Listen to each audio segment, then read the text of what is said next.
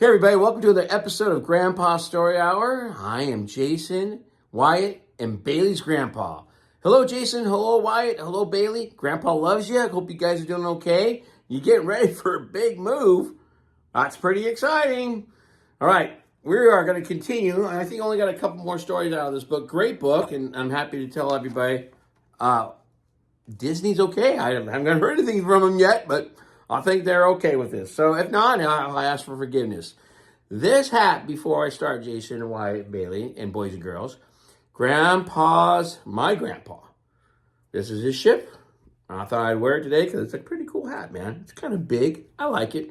Also, I think our son will get a kick out of it, and his wife will too, because it's silly looking on me. But anyway, are you ready to go? Yeah, you are. Okay, good. Here we go. The Good Dinosaur.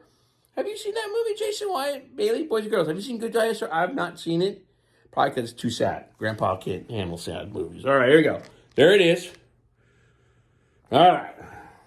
You ready? Too bad. Here we go. Arlo was so excited. The next day was the triplets' 7th birthday, and every year Mama and Papa planned a special day away from the farm. Well, Mama, Papa said when he came back in the field, would you look at these youngins? Why, they look like they're just about old enough for an adventure. Well, that's cool. You guys are going to have an adventure pretty soon, Jason, Wyatt, Bailey. Here we go. Buck and Libby were so excited. Arlo gulped. An adventure? That sounded scary. Surely his parents wouldn't plan anything so too scary, would they? Mama smiled. We're going for a picnic by my favorite waterfall. It's where Papa and I met, you know? Seeing the waterfall is only part of the fun, Papa said. First, we have to get there. And boy, climbing to a waterfall can be quite an adventure. It can be. Waterfalls are beautiful, though, boys and girls. Okay, you ready? Keep going. The next morning, they set off bright and early. Buck and Libby groaned. They hated getting up before sunrise. But Arlo had barely slept. All night, he'd been worrying about the hike. What if he got lost? What if he stepped on something and got hurt? There was a lot that could go wrong on a hike. Arlo looked over at Mama and started to smile. She was carrying a basket of his favorite berries. Maybe the hike wouldn't be so bad after all. It wasn't long before Arlo's belly started to grumble. Mama, I'm hungry, he said. Can I have some berries? But Mama shook her head. The berries are for your birthday picnic, Arlo. Come along. There'll be plenty to eat when we get to the waterfall. Plenty to eat. Arlo sighed and kept walking. It was his birthday. Why should he have to wait? Suddenly, Arlo stopped in his tracks.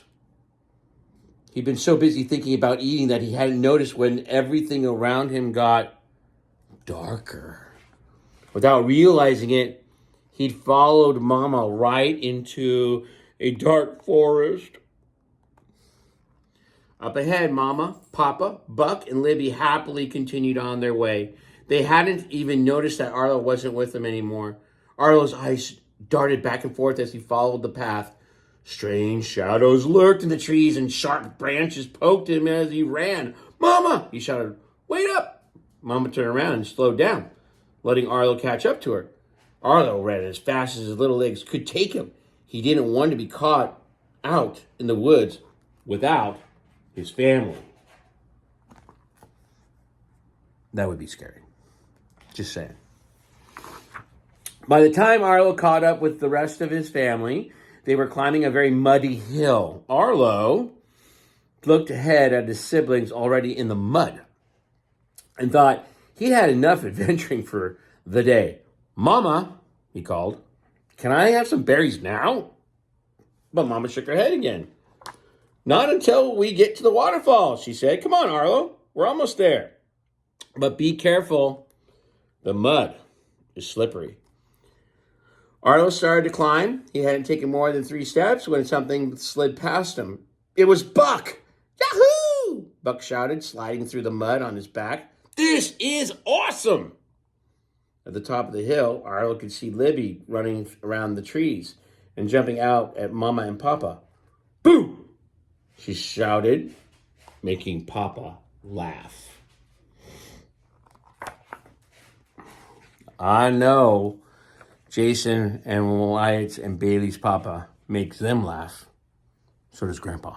All right. Slowly but steadily, Arlo continued up the muddy hill. Come on, Slowpoke, Buck called, running past him. Last one to the waterfall doesn't get any berries.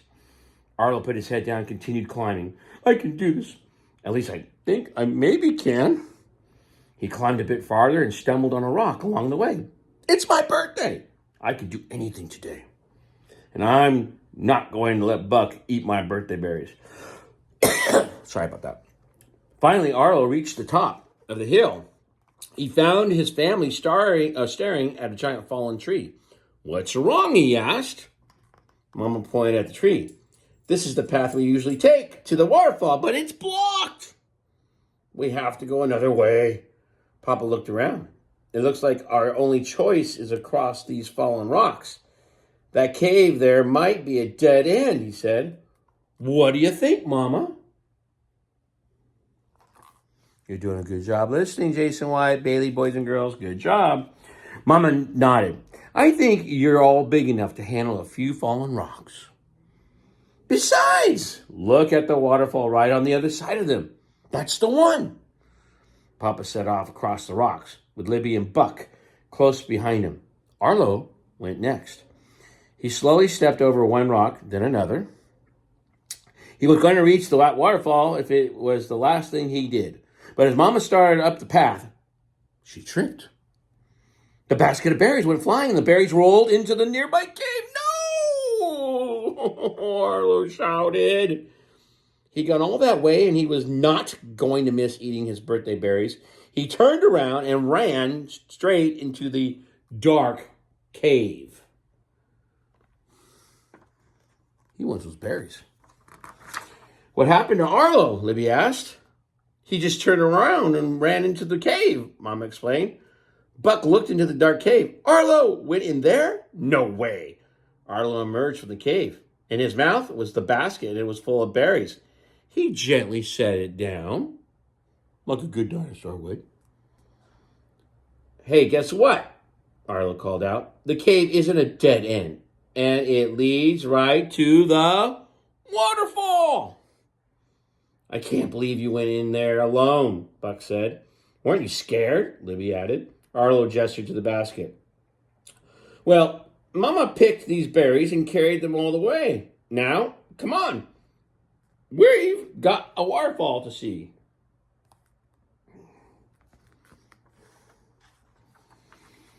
Arlo picked up the basket again and turned around to walk back through the tunnel. His family followed. Papa smiled at Mama. It looks like our boy is growing up. That he is, Mama said, taking the berries from Arlo and setting them beside the waterfall. Now, I think it's time for that birthday picnic.